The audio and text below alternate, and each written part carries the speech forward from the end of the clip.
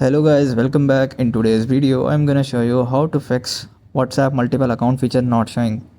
So it's pretty simple. Let's get started. First of all, I'm gonna tell you what is the multiple account feature. So you guys have to simply open up WhatsApp, and here you guys have to just simply tap on the top right corner of three dots and click on settings. So in the settings, you guys can see here is the right after the barcode scanner, you guys can see the WhatsApp multiple account feature. So if your option is not displaying, then don't worry about it. I'm gonna tell you how you can fix it. So you guys have to just simply open up your phone settings first.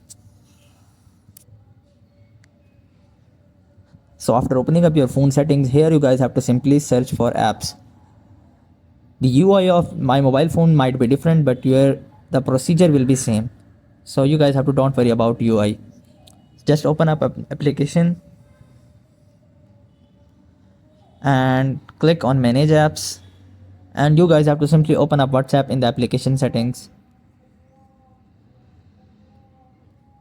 So after tapping on that, here you guys have to just simply click on the clear data, and you guys have to simply clear the cache data. So what it can do is it can basically clear all the cache data of your WhatsApp, and this way many errors or bugs can be fixed. So after that, you guys have to just simply go back and go to Play Store,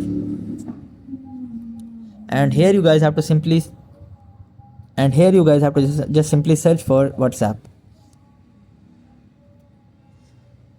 and you guys have to just simply tap on it, and you guys must have to update your WhatsApp application because it is the latest feature of WhatsApp. So you guys must have to update your WhatsApp application. After updating your WhatsApp application, your issue might be resolved and your WhatsApp multiple account feature will be work smoothly.